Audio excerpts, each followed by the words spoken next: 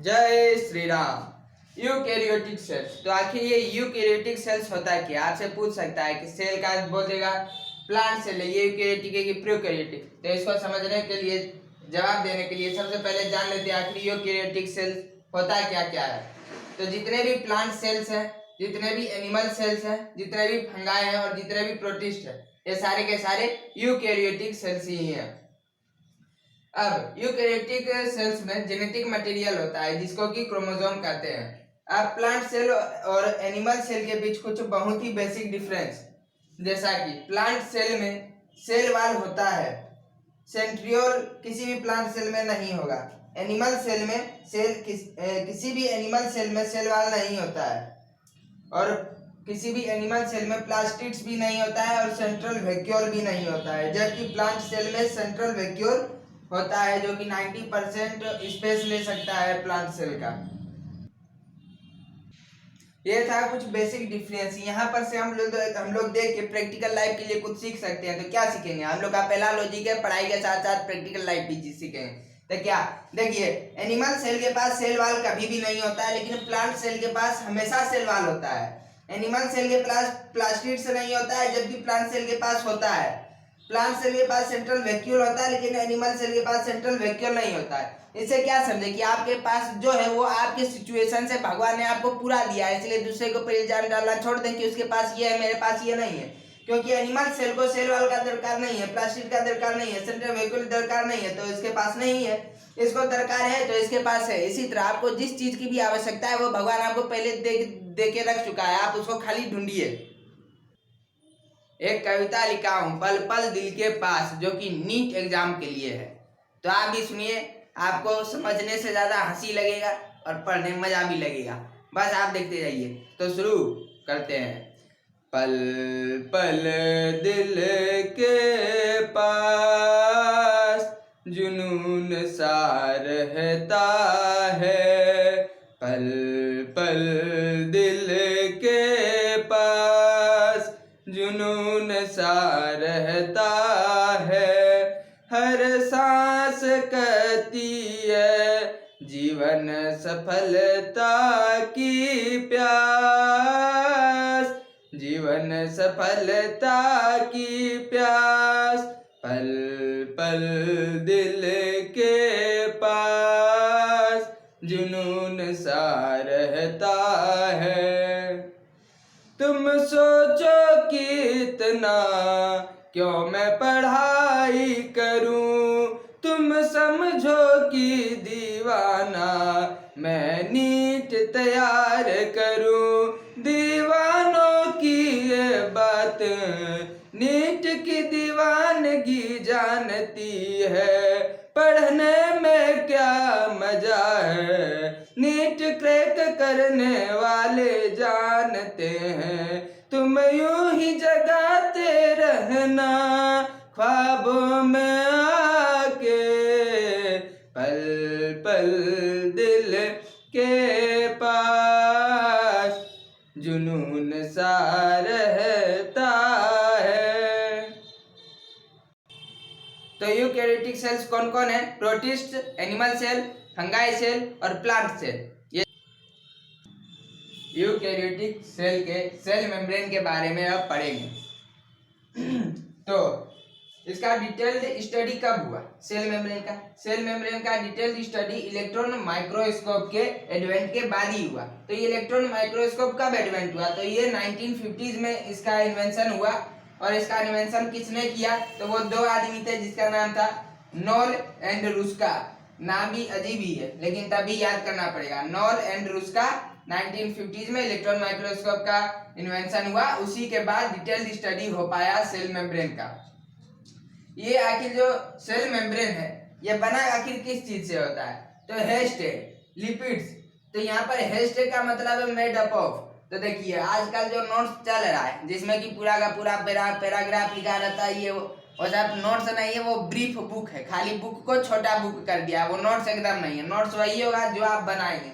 Notes में बहुत जरूरी होता है कि सिंबल का यूज किया जाए, जैसे कि ये hashtag made up of, female का दिखा देते हैं ऐसे, मेल दिखा देते हैं ऐसे, इक्वल टू, ऊपर का ऊपर दिखाना था देते हैं ऐसे एरो ऊपर की तरफ, तो वो हुआ असलियत में नोट्स। अभी जो नोट्स आप लोग सोचते हैं वो सब नोट्स नहीं, सब ब्रीफ बुक है, तो नोट्स इसी तरह का होता है।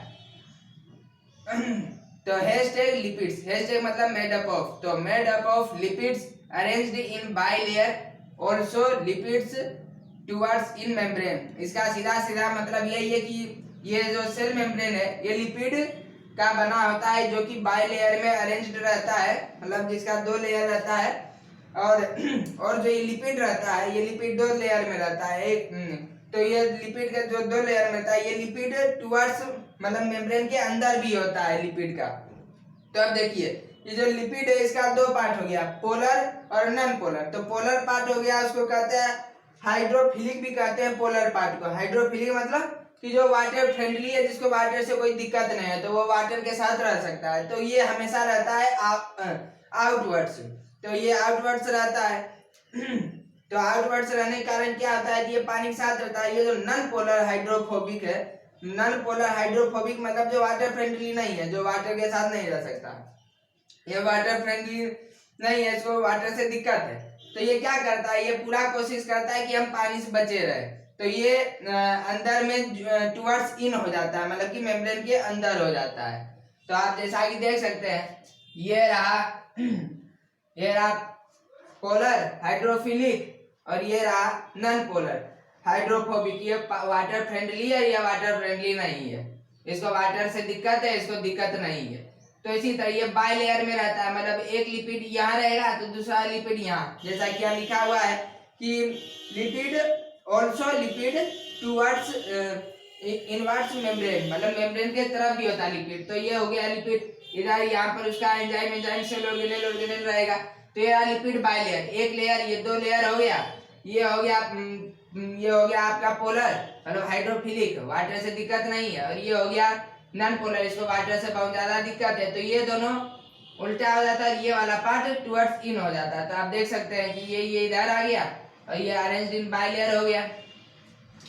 तो समझ गए इनवर्ड्स मेम्ब्रेन का क्या मतलब हो गया कि हाँ ये वाला जो नॉन पोलर पार्ट है ये टुवर्ड्स इनवर्ड्स है मेम्ब्रेन के, और ये भी हो गया इनवर्ड्स मेम्ब्रेन के। तो इस तरह से आप देख सकते हैं। और ऐसा आखिर होता क्यों है, ताकि ये जो हाइड्रोकार्बन है, लिपिड हाइड्रोकार्बन ही होता है बताइएगा, तो ये जो हाइड्रोकार्बन है सैचुरेटेड हाइड्रोकार्बन है, ये इसको एक्वस एनवायरनमेंट में ये फिर कुछ और हो सकता है, तो एक्वस एनवायरनमेंट से इसको बचाने के लिए ऐसा होता है सेल मेम्ब्रेन का स्ट्रक्चर। देखिए लिपिड्स ऑफ सीएम, हाँ lipids of CM chief minister का लिपिड। देखिए हम लोगों को तो पता है कि ये चीफ मिनिस्टर नहीं सेल मेम्ब्रेन है, लेकिन जो लोग हार्ड वर्क से डरता है वो लोग शॉर्टकट ढूंढेगा। अब शॉर्टकट जाइएगा तो सेल मेम्ब्रेन को शॉर्ट करिएगा क्या बनेगा सीएम। अब उसको ये चीज पता नहीं है कि सीएम यहाँ पर सेल मेम्ब्रेन है, वो चीफ मिनिस्टर के पीछे भाग रहा है, तो उसको जहां जाना था वो तो वहां नहीं पहुंचा, कहीं और पहुंच गया। इसलिए शॉर्टकट भी उसी को काम देगा जो कि होशियार है, बुड़बक नहीं है। बुड़बक आदमी को हार्ड वर्क ही करना पड़ेगा, अगर शॉर्टकट ढूंढेगा तो डूबेगा, अपना सत्यानाश करेगा, इसमें कोई दिक्कत नहीं है। हार्ड वर्क सबसे सेफ तरीका है सक्सेस तक जाने का।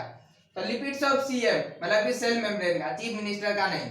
Lipids of cell membrane hashtag phosphoglyceride, hashtag मतलब made up of. Lipids of cell membrane made up of फोस्फोग्लाइसराइड।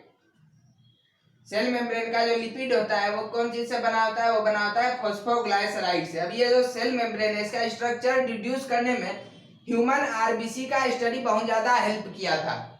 ये सेल मेम्ब्रेन आखिर बना हुआ किस चीज से होता है अभी पढ़े, ये लिपिड बाइलेयर से बना होता है, लेकिन ये सिर्फ लिपिड से नहीं बना होता है। आगे जब और डिटेल इसका स्टडी किया गया सेल मेम्ब्रेन का तो पता चला कि लिपिड के साथ साथ इसमें प्रोटीन रहता है, कार्बोहाइड्रेट भी रहता है, मतलब टोटल 3 चीज रहता है।